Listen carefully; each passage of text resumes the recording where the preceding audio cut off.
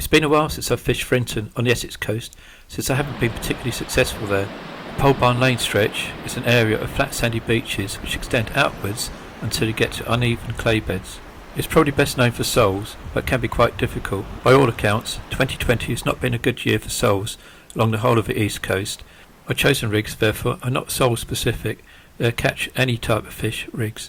They do, however, have short snoods or hook lengths with size 2 to size 4 hooks. These should still pick up soles if they are present, and I can always switch to a more dedicated rig if needs be. I've arrived as the tide has just started to flood and will be casting at distance onto the clay to begin with.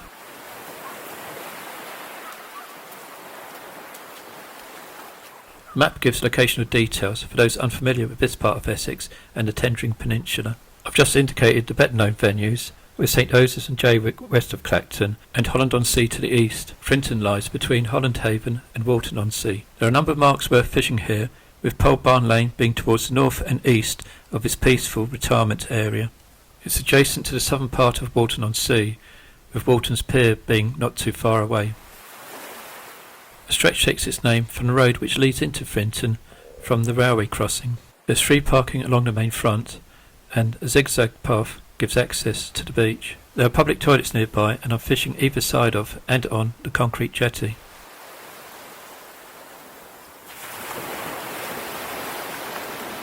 Until about halfway up the tide, waders help here if you wish to cast a long way. Although you don't have to, wade as far as you can in order to catch.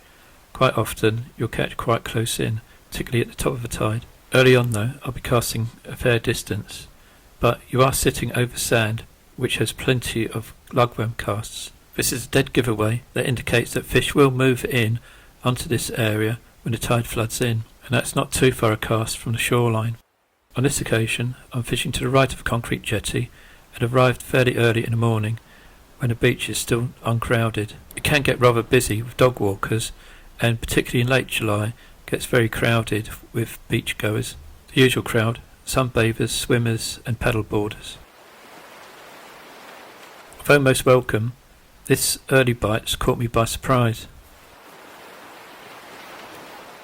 A good drop back, but unfortunately the lead's got stuck in the clay, and the fish comes off as I try to pull it free.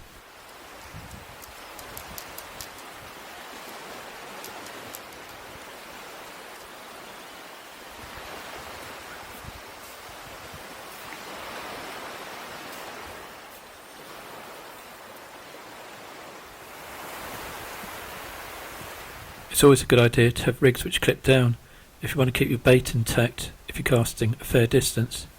I find that's particularly the case if you're using blow lug, as I am on this occasion.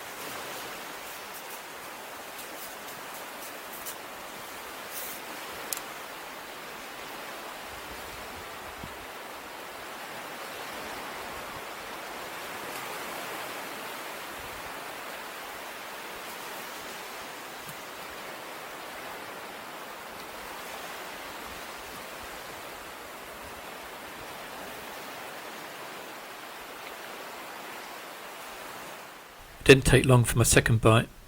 A tap followed by another drop back, but this time I've connected.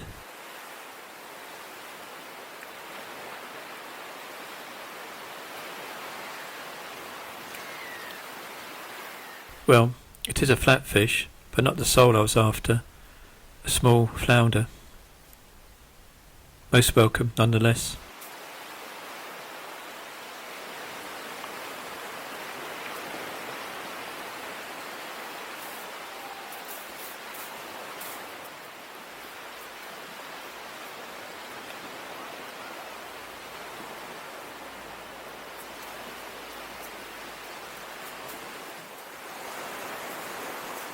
A few sharp knocks followed and missed bites, but then I hit one of those little knocks. Unsurprisingly, it's a small schoolie.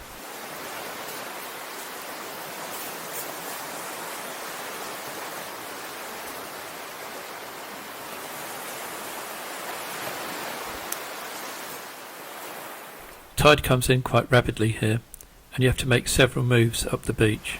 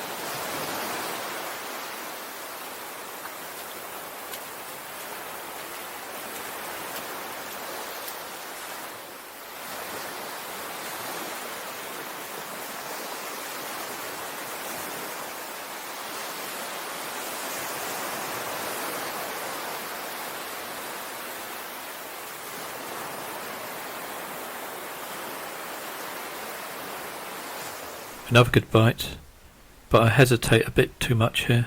I should have hit that one straight away.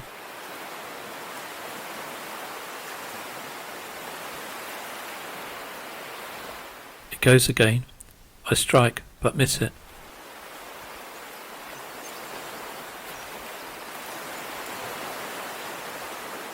Then there's a knock on the other rod, so at least I'm getting some sport.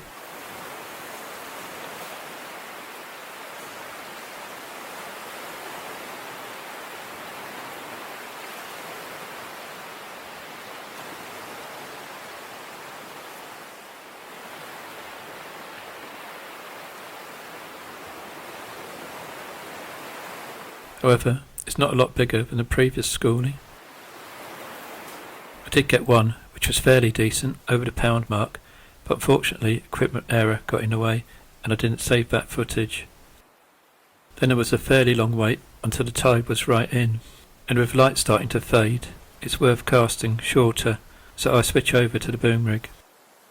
A flat lead is all that's needed for short range.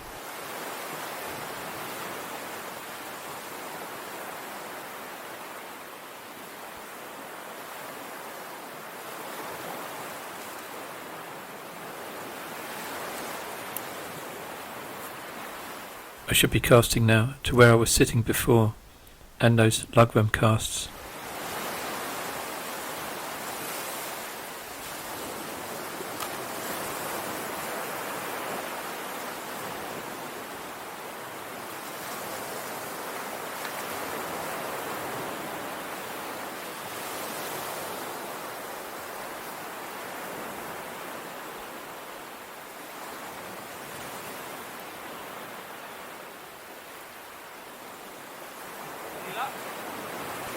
Breathe it fast and down. Breathe it fast and down. Down, that one.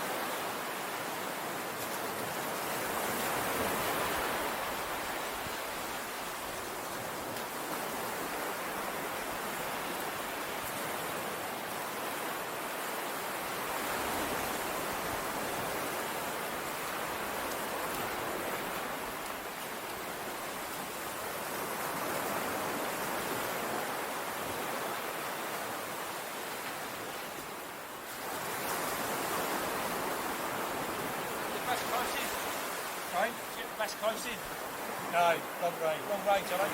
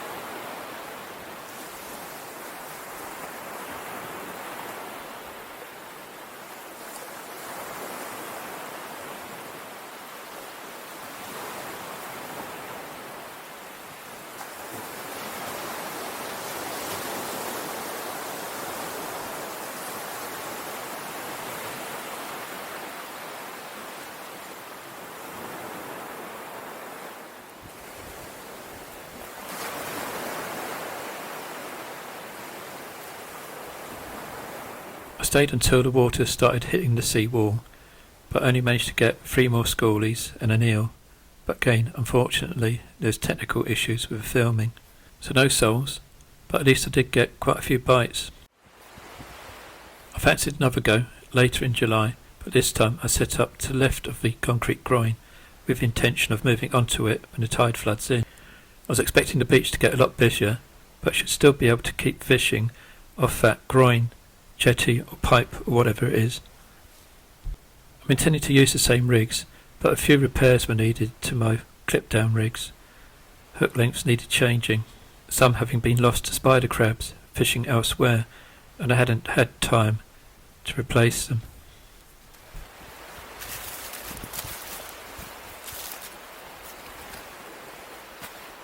So there's quite a pile of rigs here that still need to be sorted out.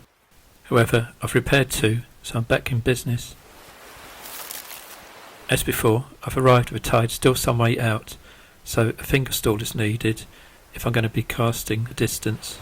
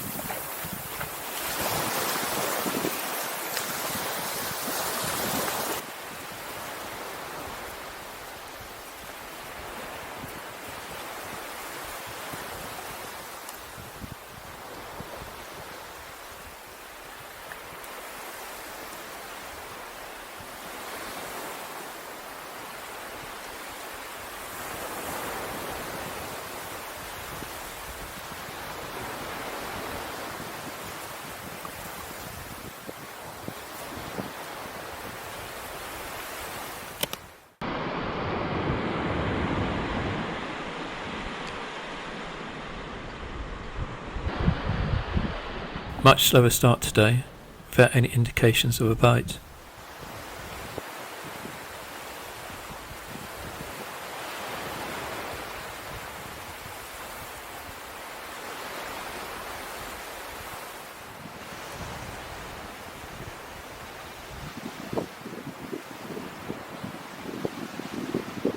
the first move, and there hasn't been any indications that there's anything out there yet.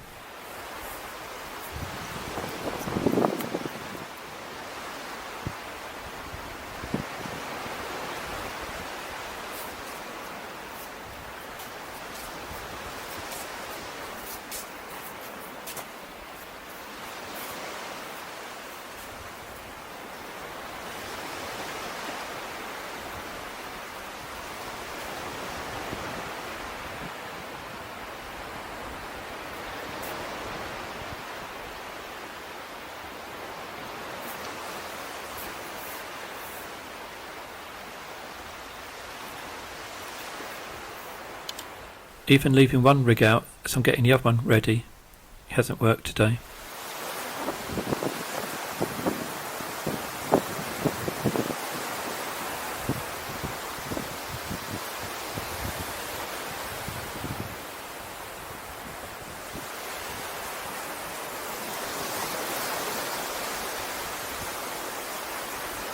Even the good quality fresh Southend lug is being ignored.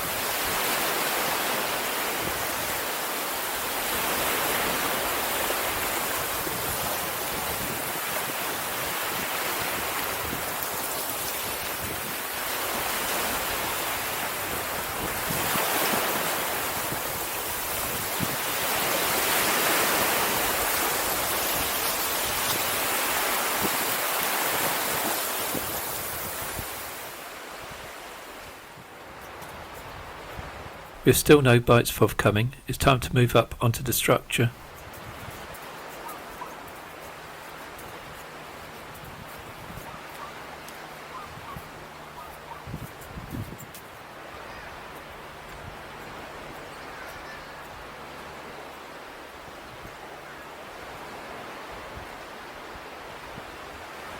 There are now families starting to arrive onto the beach, and I need to make sure that I'm on that structure before anyone else gets to it. I'm not expecting to have any room to fish off a beach when the tide comes in, so if you're thinking about fishing here in the summer, it's probably a good idea to either fish a high tide, which is really early in the morning, or one that's in the evening, to make sure you have got beach space.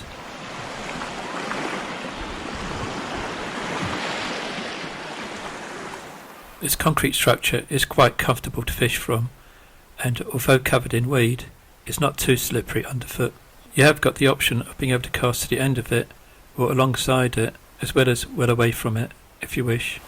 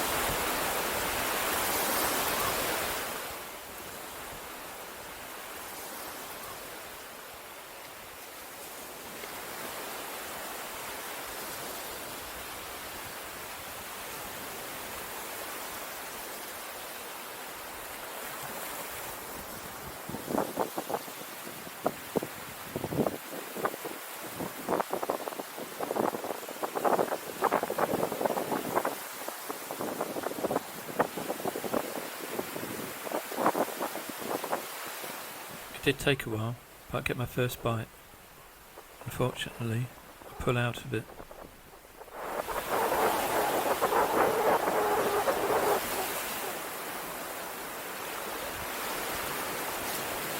But then I get my first fish, casting close to the structure.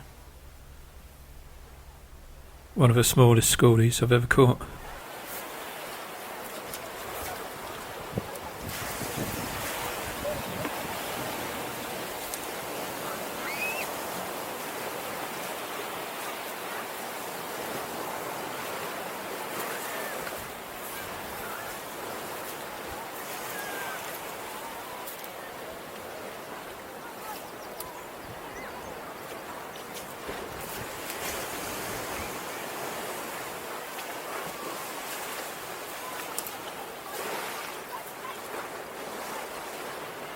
As you might be able to hear, the beaches are now getting quite busy, and there are quite a few kids swimming in the water, although obviously I'm not going to be filming this.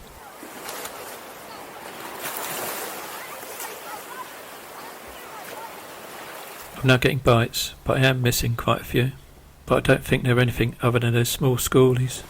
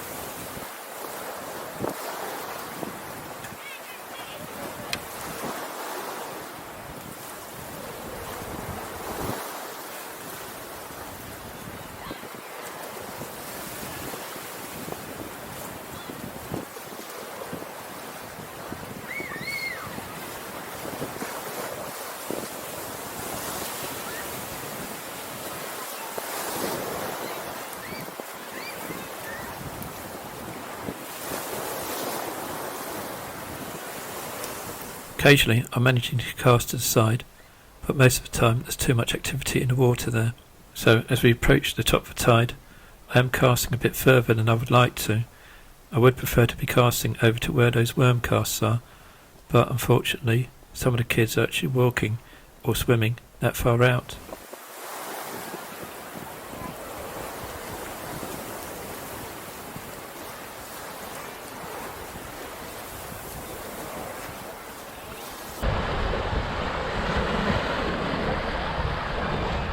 Still getting plenty of bites though, but it's not from flatfish, it all seems to be from schoolies.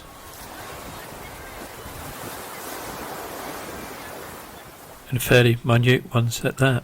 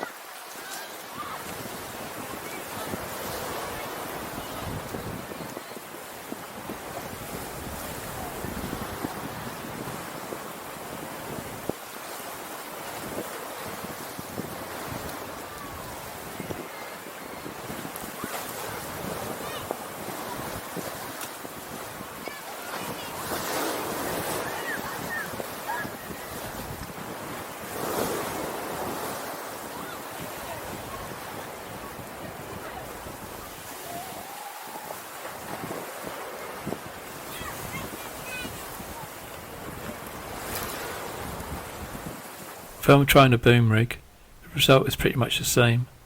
Schoolies all the way.